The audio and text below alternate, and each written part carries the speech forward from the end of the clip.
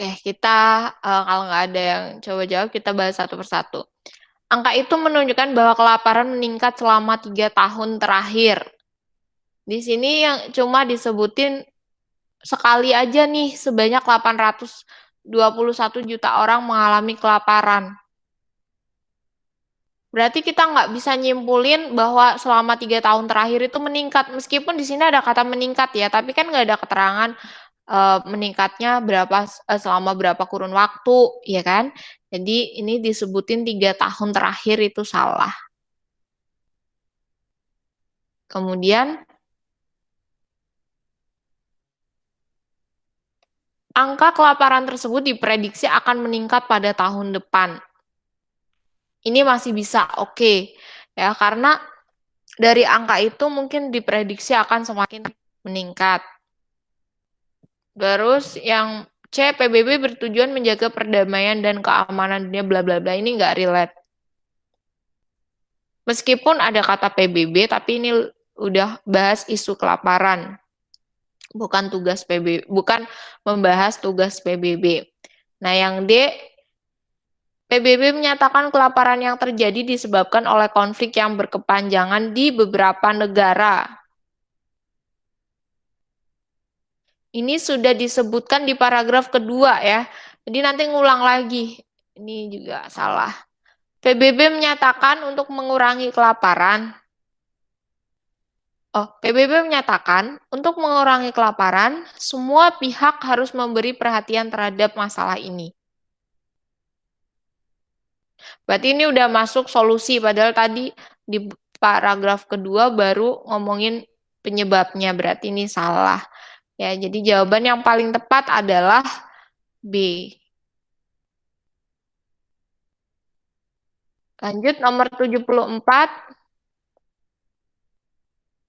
Jika informasi di bawah ini ditambahkan dalam paragraf 2, kalimat manakah yang akan melemahkan argumen pada paragraf tersebut?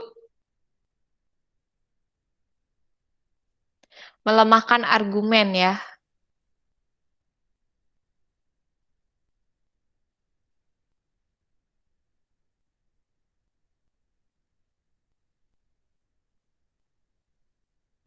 Mana kira-kira? Yang A bukan, Kak? Yang A. Tidak semua anak di zona perang mengalami kelaparan ekstrim.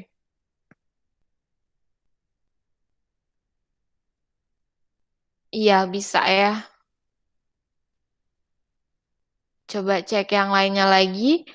Bagian lain Amerika tidak mengalami kelaparan seperti di Amerika Selatan.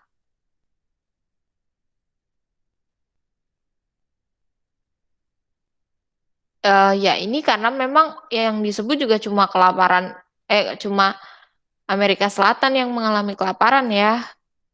Kalau ini jelas salah. Peningkatan jumlah penderita obesitas berkaitan dengan masalah kelaparan. Nah, kalau ini malah menguatkan ya. Kelaparan dapat menyebabkan anak-anak di beberapa meninggal. Ini juga menguatkan. Selanjutnya, konflik berkepanjangan belum tentu menyebabkan kelaparan di beberapa negara. Coba.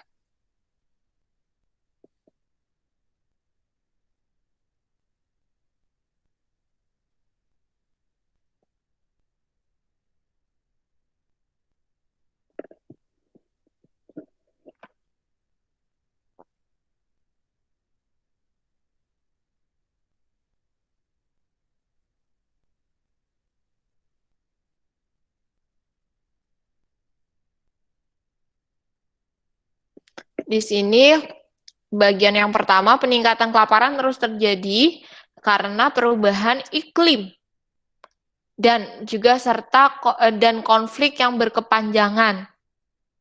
Berarti konflik yang berkepanjangan ini disebut-sebut menjadi penyebab kelaparan. Nah, kalau ada pernyataan konflik berkepanjangan belum tentu menyebabkan kelaparan di beberapa negara, berarti ini melemahkan. Padahal dia udah bilang penyebabnya itu karena perubahan iklim dan konflik berkepanjangan. Tapi kalau ini jadi melemahkan ya. Terus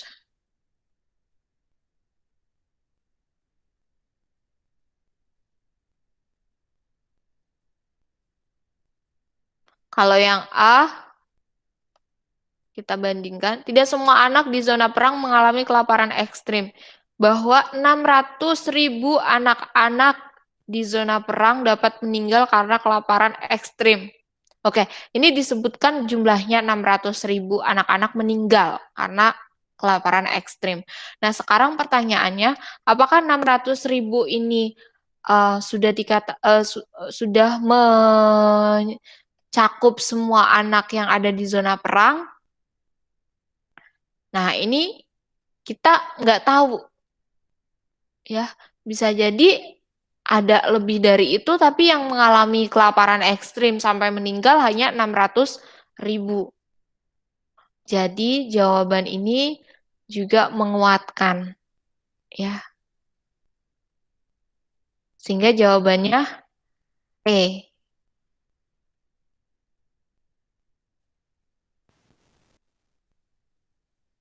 Selanjutnya, ini udah ganti bacaan ya, dari 75. Sebelum itu ada pertanyaan nggak dari teman-teman sebelum kita lanjutkan?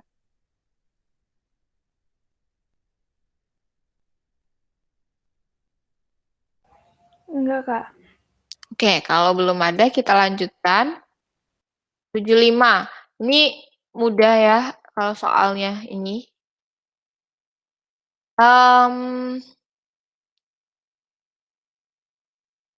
Kita nggak perlu baca teksnya sebetulnya.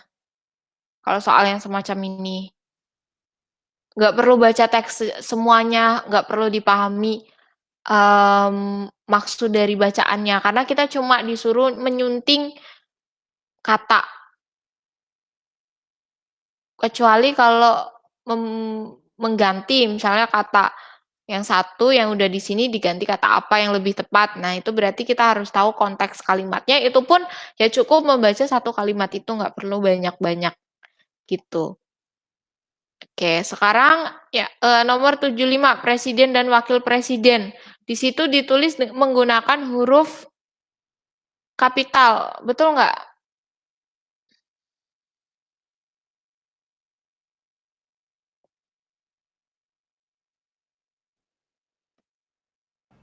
Betul, Kak. Betul. Ini konsep penggunaan huruf kapital.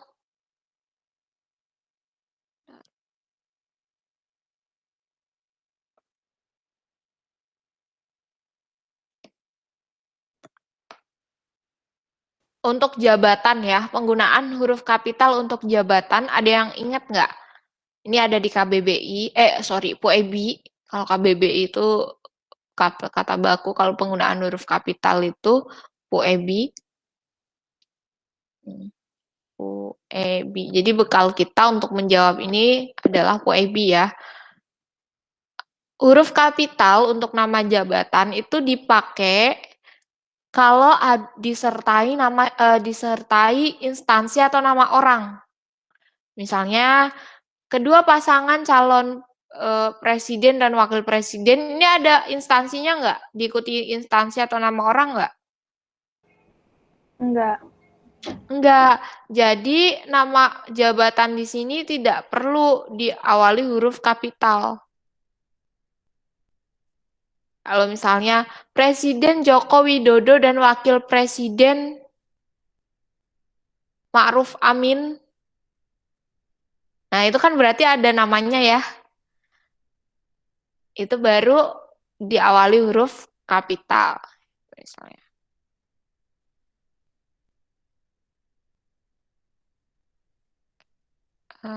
Presiden.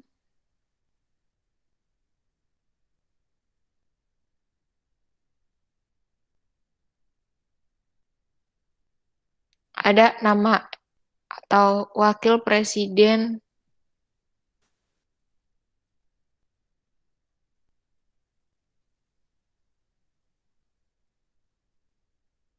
Nah, ini ada nama negara. Berarti kan instansi ini presiden memang kepala negara. Berarti ini menunjukkan tempatnya ya. Nah, itu kapital jabatannya. Gitu. Jadi ini harusnya diganti yang mana? Yang E. Iya, nggak perlu dicetak miring ya. Selanjutnya, 76 memperhatikan.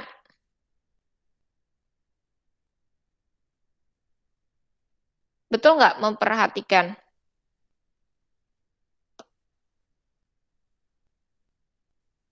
Betul, Kak. Benar, Kak. Betul. Ada yang berpendapat memerhatikan nggak?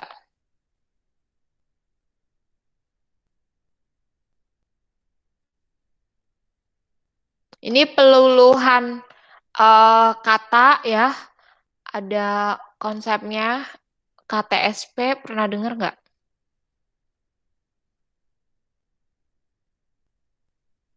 Tapi ini kata dasar. Kata dasar yang diawali huruf K, T, S, P itu melebur. Misalnya K berubah jadi NG, T berubah jadi N, S berubah jadi NY, dan P berubah jadi M. Ini dengan catatan yang melebur itu kata dasarnya. Dan ketika huruf keduanya itu vokal. Tapi kalau konsonan nggak melebur. Misalnya transfer. Nah, transfer itu kalau mendapat imbuhan dia tetap ada T-nya. T-nya nggak hilang. Beda dengan tulis. Tulis itu jadi menulis.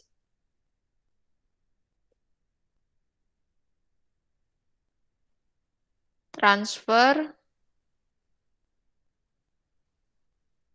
jadi transfer. Itu. Nah, sekarang hati. Memperhatikan. Ini dari kata dasar hati. Jadi hati terus mendapat imbuhan jadi perhati. Nah, terus dapat imbuhan lagi dan kan. Akhirnya jadi memperhatikan.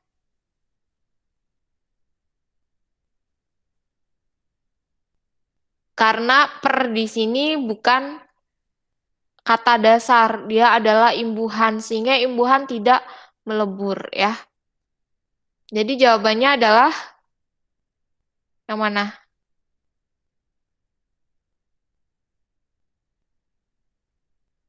Tidak perlu Itu ya, yang tidak perlu diperbaiki. Selanjutnya 77 apa sih katanya? Ketenaga kerjaan. Nah, ini adalah kata bentukan ya dari kata majemuk. Kata bentukan itu berarti kata yang sudah mendapat imbuhan, bukan lagi kata dasar. Nah, terus ini juga kata majemuk. Dari kata apa sih ini ketenaga kerjaan? Dari kata tenaga Kerja. Iya. Kalau dia sendiri seperti ini tanpa imbuhan di kanan kirinya, dia terpisah. Tapi kalau sudah digabung, sudah dikasih imbuhan di awal dan akhir, maka jadi digabung kayak gini.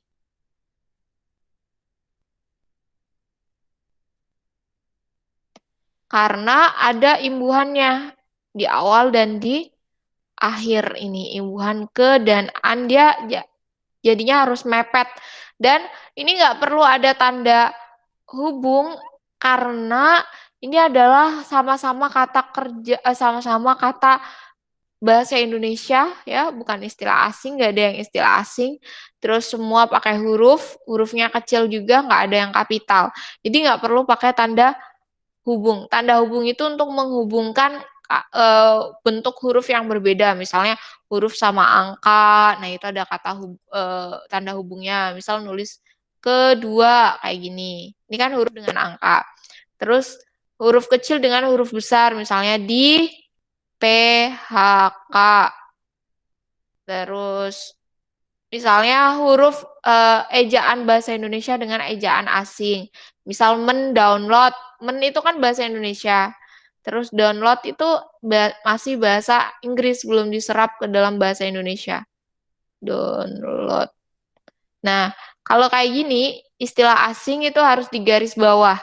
Jadi sementara mennya ini karena bahasa Indonesia nggak perlu digaris bawah. Akhirnya jadi gini.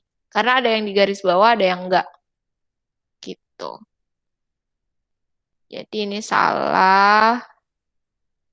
Ini benar, ini salah karena masih dipisah dan dicetak miring pula.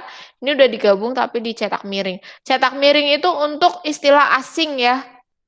Istilah asing yang ditulis ini dalam bacaan bahasa Indonesia. Tapi kalau istilah asing kalian nemunya di buku yang bercetak bahasa Inggris, buku yang semuanya pakai bahasa Inggris, ya nggak perlu lagi. Ada istilah asing. Nggak perlu lagi dicetak miring. Karena semuanya kan berarti sama, itu satu bahasa ya. Oke, selanjutnya nomor 78. Kata apa? Ihwal. Betul nggak ihwal? Pakai KH. Yang Eka nggak pakai K. Yang iya, nggak pakai K. Jadi hanya H aja. Selanjutnya, diskriminatif. Betul nggak?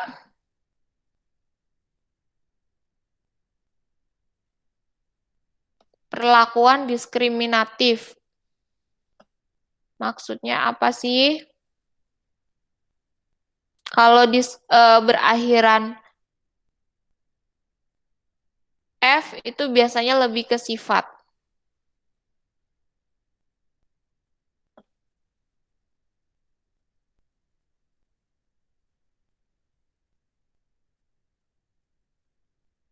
Jadi kalau diskriminatif artinya bersifat diskriminasi.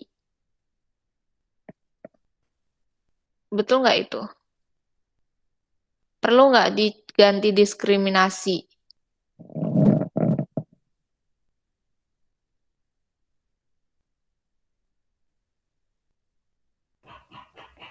Diskriminasi, Kak.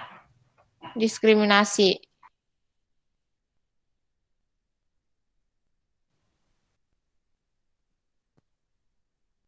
Pembedaan perlakuan, kalau di kamus artinya diskriminasi itu pembedaan perlakuan terhadap sesama warga negara, yaitu rasis ya.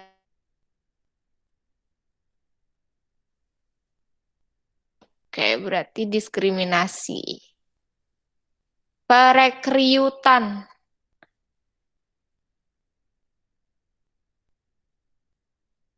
Dalam perekrutan aparat sipil. Apa nih kira-kira?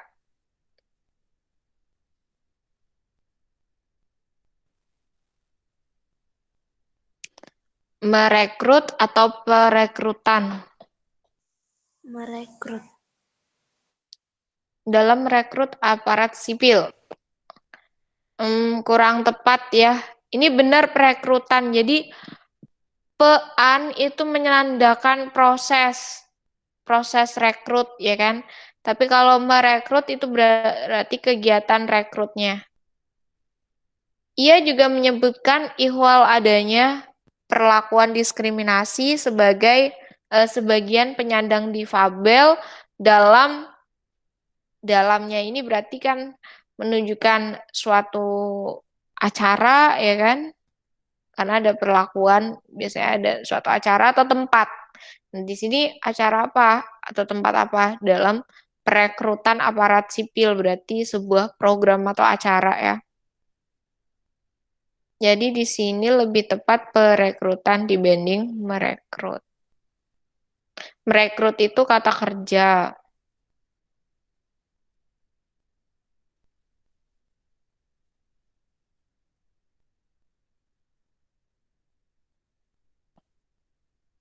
Oke, ada pertanyaan sampai sini?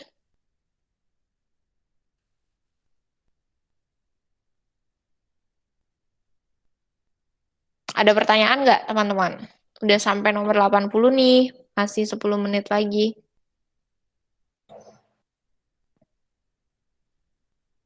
Kalau nggak ada, kakak yang nanya. Coba kita main tebak kata. Atlet atau atlet?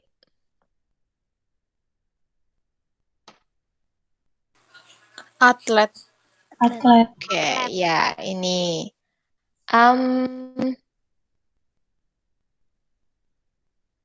Antre atau antri? Antre. Deh. Oke. Em, Apotek, apotik atau apotek? Apotek. Ya. Terus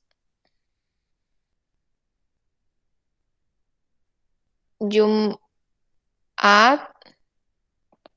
atau gini, Jumat. Jumat. Oke.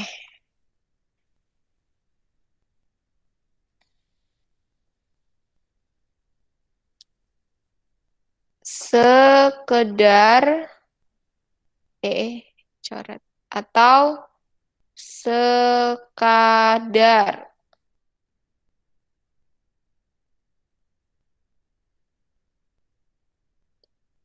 Sekedar atau sekadar?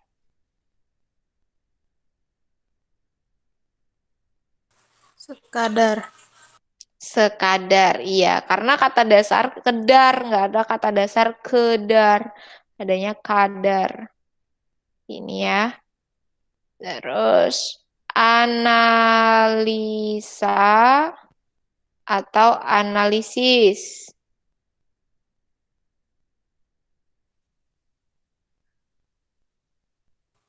Analisa. Analisis. Analisa nggak baku. Terus lagi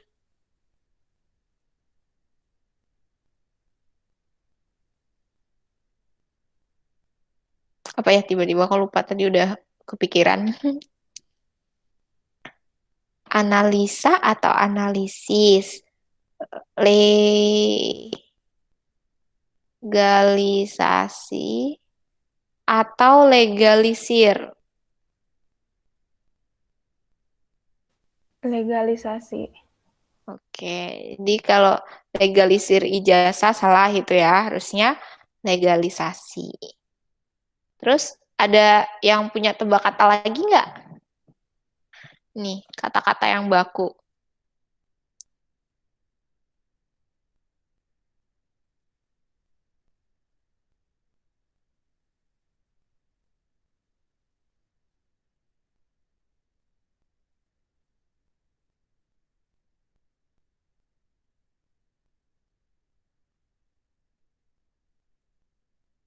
Yang suka kalian bingung apa? Kata apa?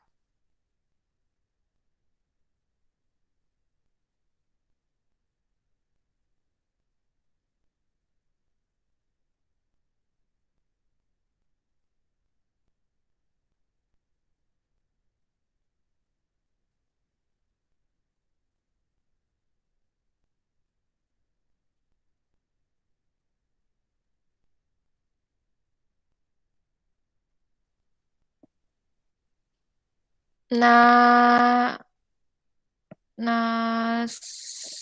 sehat atau nasihat? Nasehat. Nasehat, nasihat yang benar. Terus apa ya?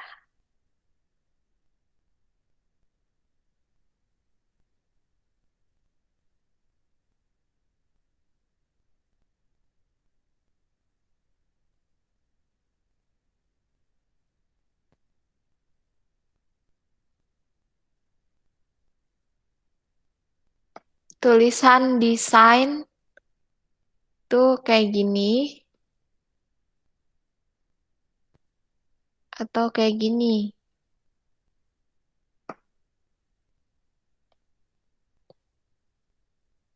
Desain tulisannya pakai GN atau IN? Pakai G. Pakai G itu kalau ejaan English. Tapi kalau bahasa Indonesia kayak gini. Terus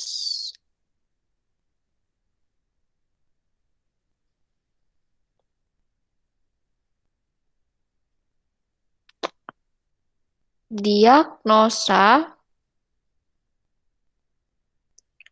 atau diagnosis.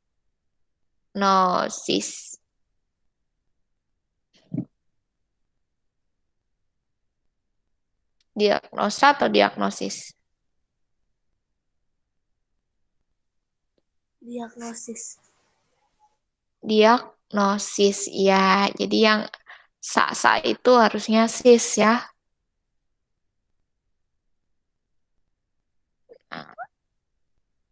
November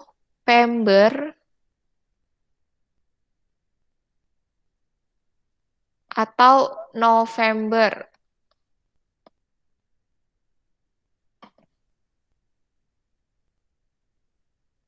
Pakai P atau pakai V?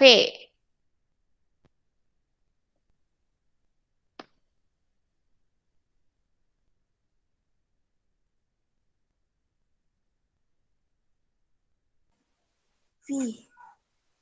Ya, pakai V. November. Terus faham atau paham?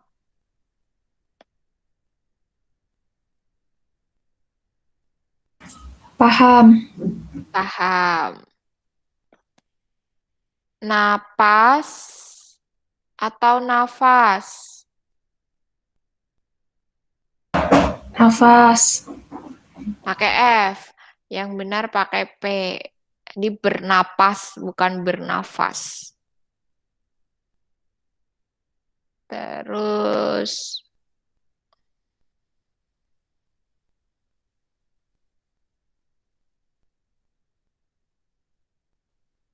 efektif atau efektif kayak gini.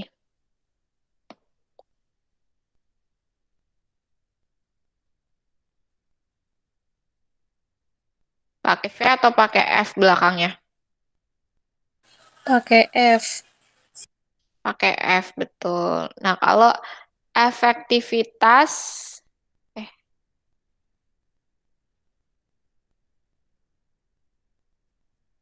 atau salah mulu. Efektivitas. Yang mana? Yang pakai F, yang tengahnya pakai V atau tengahnya pakai F? Pakai V. Oke, benar.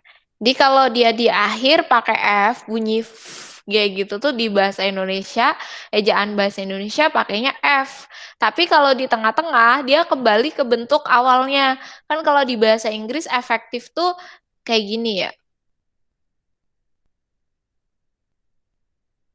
Atau aktif, tulisannya kayak gini kan. Tif-tif gitu dari VE gitu kan. V dan I kalau dalam bahasa Inggris. Tapi kalau dalam bahasa Indonesia diganti F akhirannya. Nah, kalau ada itasnya, ya, dia balik lagi. Jadi vitas, bentuknya V. Gitu. Ada pertanyaan? Belum juga? Kalau belum, karena waktunya ini sudah selesai, berarti kita sudahi ya pertemuan untuk hari ini. Terima kasih atas perhatian teman-teman ya sudah mendengarkan, sudah menyimak dari awal sampai akhir. Ya semoga bermanfaat ya. Oke, sampai jumpa, jaga kesehatan selalu dan assalamualaikum warahmatullahi wabarakatuh. Waalaikumsalam warahmatullahi wabarakatuh. wabarakatuh. Terima kasih, Kak. Sama-sama. Iya. Kak, tadi Ananda hadir ya, Kak? Oke, baru muncul nih Nanda. Iya, tadi kamar mandi pas absen. Maaf ya, Kak. Oh gitu, oke. Kasih, Kak. Iya, sama-sama.